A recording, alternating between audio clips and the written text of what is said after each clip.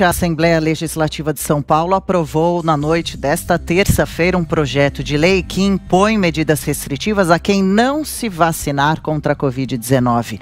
O texto prevê que quem não estiver imunizado após as fases correspondentes do plano de vacinação será impedido de utilizar o transporte público, de ingressar em instituições de ensino, de se inscrever em concursos públicos e de obter documentos até.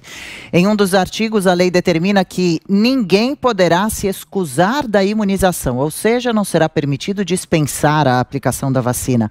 O Estado vai poder exigir que um comprovante de vacinação seja apresentado em diversas situações, como entrada de alunos, professores e funcionários em creches, escolas e faculdades, embarque em meios de transporte como aviões, ônibus, trens, metrô, inscrição em concursos e a contratação em órgãos públicos. Segundo o deputado Campos Machado, autor do projeto, a vacinação não pode ser uma escolha individual por se tratar de questão de saúde pública. O texto segue agora para a sanção do governador João Dória, que pode vetar parcialmente a proposta. Os críticos à medida, no entanto, advertem que ela pode criar cidadãos de segunda classe, excluídos de direitos básicos. O assunto é polêmico, a gente começa com Brasília. José Maria Trindade, será que vai funcionar? Como é que fica essa proposta? Vacinação obrigatória? É o indicativo, né? Uma maneira, vamos dizer assim, torta de obrigar a uma vacina. Eu cantei essa bola lá no início aqui, exatamente, Adriana, sobre esta possibilidade. Muito boa noite para você, boa noite, compadre Augusto, boa noite, Fiuza, boa noite, Ana, e boa noite a todos. Olha, hoje é dia de Brasília, né? Brasília faz 61 anos de inaugurada hoje, um dia muito importante aqui para uma cidade que já tem mais de 6 milhões de habitantes, né? E não é exatamente a cidade só de deputados e senadores. Olha, a previsão é de que isso aconteça no mundo inteiro. E não é só sobre vacina, não. Existe uma possibilidade, depois da popularização da inteligência artificial, que faz um processo de controle em vários níveis e de uma forma muito rápida, que haverá uma obrigatoriedade muito geral de cuidar da saúde, talvez de dormir, de não ingerir bebidas alcoólicas e assim por diante. De que forma? Seria um controle social de quem está ou não filiado a um determinado grupo, por exemplo, de seguro-saúde. Quer dizer, não haveria a obrigatoriedade dizendo, olha, você não frequenta uma academia, tá bom, você tem o direito individual de não frequentar a sua academia. Mas acontece o seguinte, que nós não te aceitamos no nosso plano de saúde. Quer dizer, esta exigência vai no futuro para o plano de saúde. Se você não se vacinar, tá bom, você tem o direito de não se vacinar, mas nós não te recebemos no nosso plano de saúde. Agora veja como esse cerco está se fechando. E isto é muito perigoso, transformando um cidadão de primeira categoria, é o que se vacina, e o outro, o cidadão de segunda categoria, que não se vacina. Olha, Adriana, eu não sou contra a vacina, eu sou favorável à vacina, e muito favorável. Vacina não é experimental. Vacina é uma técnica antiga, que começou lá em 1907, né? Aliás, 1807, o primeiro experimento de vacina. Então, há muito tempo se faz vacina e se aperfeiçoa a técnica de vacinação. Eu defendo vacina. O que eu não defendo é a obrigatoriedade e esta transformação em cidadão de primeira categoria, quem vacina ou quem faz alguma coisa, e segunda categoria, quem não faz outra coisa. Eu sou totalmente contra isso. E veja bem que nem o Estado está preparado para esse tipo de cobrança. Quando se vacina, eu já percebi, eu ainda não me vacinei, mas eu já percebi que aquele certificado de vacinação, ele é muito precário, muito frágil, um papelzinho muito insignificante. Quer dizer, o cidadão não terá como provar que se vacinou, não há segunda via, se ele perder aquele papelzinho, para se ter uma ideia da complicação dessa história. Quer dizer, é uma tentativa de controle de individualidade até, né? Repito, eu defendo a vacina, mas não gosto nem de um pouquinho da ideia de torná-la obrigatória. Vacinação praticamente obrigatória é o que pede a proposta, Ana? Adriana, uma medida totalmente autoritária, né? Uma medida totalmente descabida, porque a gente tem que lembrar sempre, e vamos continuar lembrando sempre aqui, que dentro dessa pandemia a autonomia dos médicos ela foi muito defendida pelo presidente aí do Conselho Federal de Medicina, né, o Dr. Ribeiro, exatamente porque algumas pessoas não podem tomar vacina.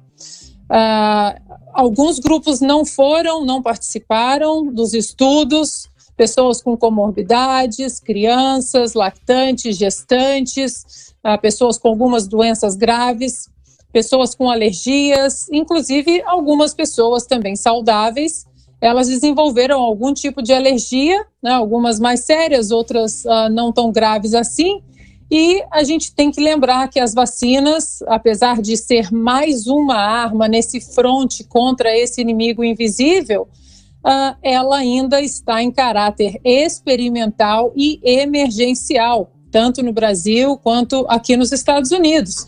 Então, como é que faz aquela pessoa que não fez parte dos grupos de estudo das vacinas ou pessoas alérgicas à vacina? Porque a gente vê que dentro dessa pandemia aprendemos muita coisa sobre o tratamento precoce, sobre o lockdown também, como o lockdown, às vezes ele prende o vírus dentro de casa e pode piorar a contaminação, né, ali dentro da família.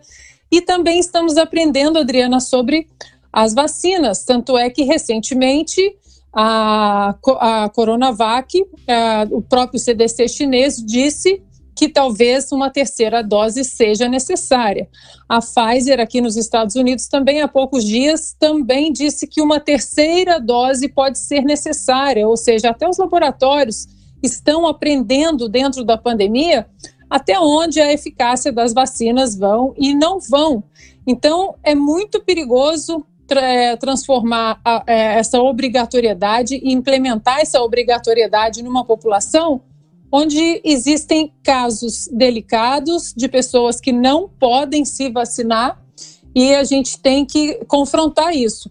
Um outro ponto interessante, Adriana, é que aqui nos Estados Unidos, o federalismo americano, ele dá essa autonomia maior aos estados de decidir, né, algumas leis, e os estados que tentaram passar essa obrigatoriedade da vacina não passaram, né, essa medida não conseguiu avançar nas legislaturas estaduais, mas paralelamente ao estudo dessa obrigatoriedade nesses estados, Adriana, começou a se desenvolver um mercado paralelo exatamente desses certificados falsos aqui nos Estados Unidos.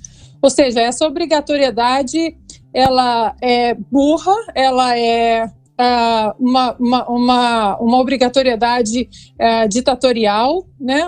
Praticamente uma tirania, porque a gente não sabe como o nosso corpo vai receber essa vacina, por isso que a gente continua aqui, como o doutor Ribeiro defendendo e estimulando essa conversa e essa independência da decisão, né, do médico. E é uma pena que a gente tem que ver isso exatamente aí na véspera, né? Uma medida dessa aí tão ditatorial, como eu falei, na véspera aí do feriado de Tiradentes, a gente percebe que a Lespe, aí na véspera desse feriado tão importante aí para o Brasil, enforcou foi a liberdade, Adriana. E eu lembro aqui a notícia que eu trouxe há pouco para a gente, a Assembleia, a Lespe, Augusto já aprovou, então a Assembleia Legislativa aprovou o projeto. Guilherme Fius, a gente segue agora para o Rio de Janeiro, cabe ao governador João Dória decidir se veta parcialmente ou se sanciona também a proposta. Bem, essa é uma iniciativa criminosa e é um caso de polícia. É um caso de polícia. É um avanço sobre os direitos do cidadão sem ciência alguma. E é claro, a gente está olhando em volta e está vendo que as pessoas estão brincando de totalitarismo. Mas a gente aqui não quer brincar, não. A gente não quer brincar disso, não. Então, isso se o país não tiver abandonado, né, o seu anseio por viver em democracia, isso vai ter que ensejar pelo menos um conflito judicial de cara. E quem aprovou e vier a aprovar, a confirmar isso, vai ter que responder perante a lei, né? o que diz a lei, né? Vamos olhar. Eu acho o seguinte, Adriana, são tantas as dúvidas, eu sei que está proibido perguntar sobre vacina, mas eu vou pedir um pouquinho da paciência de vocês, porque eu tenho muitas dúvidas sobre a vacina, né? E eu vou perguntar baixinho aqui para não ferir aí a proibição. Bom, eles estão falando sobre transporte, estão falando sobre escola, né? Justamente onde o próprio Estado de São Paulo está caminhando para o funcionamento normal, com o distanciamento, etc., porque a literatura, a experiência da vivência da pandemia mostra que não é um foco de contágio.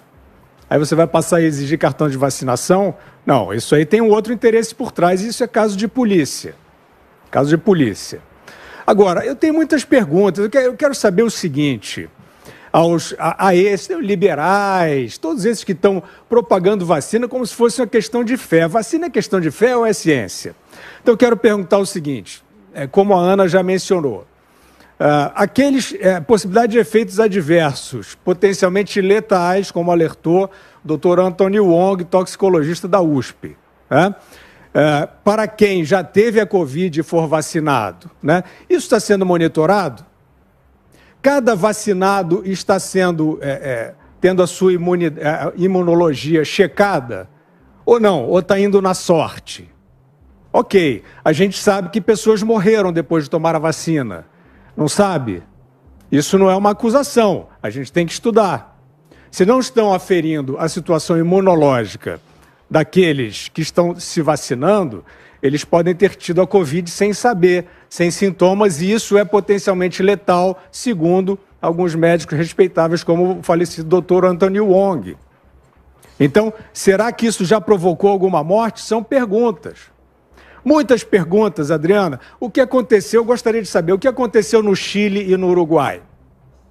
O Chile e o Uruguai, dois dos países mais vacinados do continente, que, de repente, coincidindo com a vacinação em massa, passaram a estar entre os piores na resposta à pandemia no continente. Há uma coincidência entre uma coisa e outra? Onde esteve a eficácia e onde esteve a segurança da vacina? Eu não sei, mas eu quero saber. Eu preciso saber. E o mundo e a humanidade precisa saber, se quiser tratar a vacina como ciência e não como fé. Por que a Suécia, proibida a Suécia também, na chamada segunda onda, com um percentual de vacinação muito abaixo do Reino Unido, manteve a sua curva de infecção e de óbitos por milhão também bem abaixo do Reino Unido? Que papel a vacina desempenhou nisso? Eu quero saber. E o Texas, comparado com outros estados, sem lockdown, com percentual de vacinação abaixo de muitos outros estados e com resultados melhores na pandemia? Eu quero saber. A gente passa para a questão do CDC, que é o Centro de Controle de Doenças dos Estados Unidos, e lá no CDC existe uma quantidade bem grande de relatos de efeitos adversos e óbitos após a vacina. Isso precisa ser estudado. Qual foi a conclusão? Chama-se Vaccine Side Effects. Vaccine Side Effects Report System. É um sistema de relatório para aqueles que sofreram reações adversas ou vieram a óbito. Tem muitas notificações lá. Estas vacinas foram feitas em meses, ou seja, elas estão sendo desenvolvidas na população.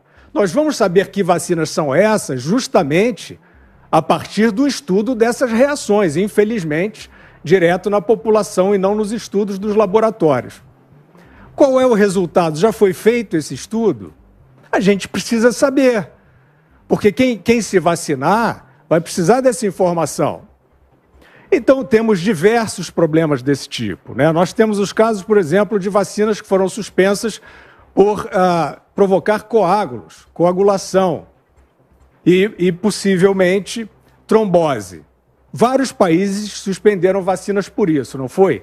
E aí, como é que ficou isso? Qual é o percentual? Qual é o risco? A Anvisa vai passar este alerta para quem se vacina? Qual vacina pode provocar isso? Ou vai na sorte também? Corre aí. Ué, vacina, a palavra vacina não quer dizer nada. Eu quero saber, por exemplo, por que laboratórios pleitearam a imunidade judicial em relação aos efeitos adversos. Então, do que se trata? O laboratório tem algo a temer e o vacinado não tem nada a temer? Então, nós sabemos, Adriana, que são muitas as perguntas. Nós sabemos, por exemplo, que em relação à obrigatoriedade da vacina, a taxa de letalidade não está estabelecida, ela está sendo aferida, mas os dados a que se chegou até agora não indicam a necessidade de vacinação universal. Onde é que está esse dado nessa conversa de obrigatoriedade? Quem está propondo obrigatoriedade sem essa fundamentação científica precisa ser questionado na justiça. Então, o que a gente tem, dados do epidemiologista John Ioannidis, de Stanford, são os mais confiáveis, indicando uma taxa de letalidade que, se protegidos os grupos vulneráveis, que são identificáveis, absolutamente não seria necessária a vacinação universal, portanto, muito menos obrigatória.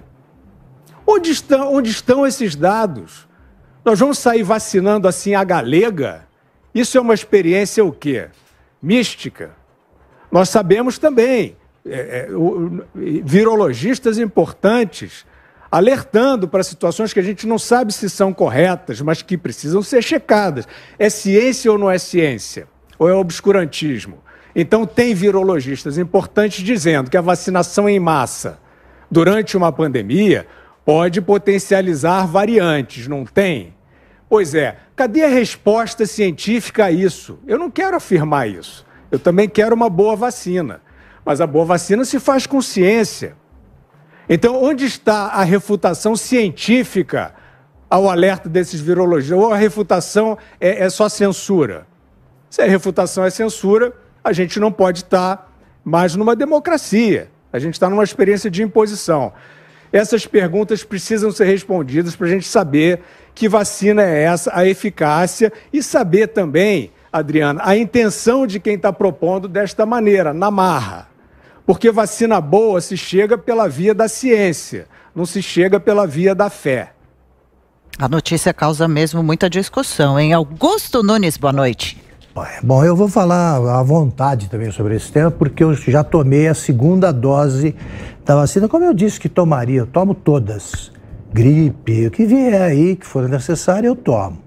Mas eu não obrigo ninguém a tomar, e é o seguinte, a vacina não funciona, então eu estou imunizado. Quem não quiser tomar a vacina não vai me ameaçar, certo? Pelos cientistas aí do Centro de Contingenciamento da Covid-19 em São Paulo, não tem problema. Mas o que me incomoda é o tom autoritário e o conteúdo demagógico desse tipo de proposta de um deputado estadual. A ameaça é a seguinte: não vai poder entrar no transporte público. Por acaso, portadores de outras doenças infecciosas não viajam, não usam o transporte público hoje? O cara está com uma gripe, ele não pode entrar. Gripe também mata, qualquer gripe. Qualquer gripe. E é especialmente ameaçadora para as faixas de idade mais elevadas. Eles estão protegidos? H1N1, se ele está infectado, ele não viaja, não usa o metrô, não usa ônibus, não tem controle nenhum. Segundo, por que os deputados estaduais não deliberaram sobre a necessidade de medidas de distanciamento social no transporte público até agora? Então, é assim, não vá ao transporte público. Que bom não usar o transporte público em São Paulo, porque é o maior foco de disseminação do coronavírus em São Paulo. Mas não pode ingressar em instituições de ensino. Para quê? As escolas paulistas, as escolas públicas de São Paulo, estão fechadas há 1 ano e 2 meses. Agora, ontem, a Câmara dos Deputados transformou em atividade essencial a aula presencial. Finalmente, os prefeitos, depois da aprovação no Senado da lei, os prefeitos não vão poder brincar mais de reizinho, fechando escolas, os proprietários de escolas particulares vão deixar de ser malandros, porque eles não dão aulas, nem mesmo essa fraude chamada aula online, e cobram as mensalidades. Os pais covardes, acovardados pelo noticiário de necrotério dos jornais, ou porque podem ficar em casa, né, na quarentena aí dos ricos e da classe média alta. Então esses aí fazem esse negócio, enquanto os pobres, né, não frequentam nada disso. Não podem frequentar isso aí, não vão às escolas porque estão fechadas. Então as ameaças do autor do projeto são uma piada de mau gosto. As pessoas, quem acha que a vacina é absolutamente indispensável, deve convencer as pessoas. Façam uma campanha, expliquem. O povo sabe o que faz. Agora, outro dia eu fui tomar a segunda dose, eu fui a 5 lugares que, segundo os sites do governo e da prefeitura, estariam abertos e não estavam. Consegui no 6º. Vocês acham que alguém da favela, que não tem dinheiro, vai tomar a segunda dose e não consegue na primeira, ele pode percorrer 6 lugares? Não.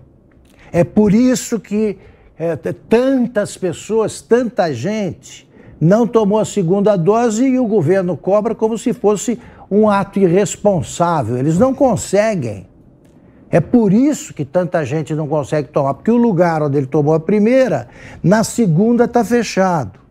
Os alemães estão recusando algumas vacinas. E aí?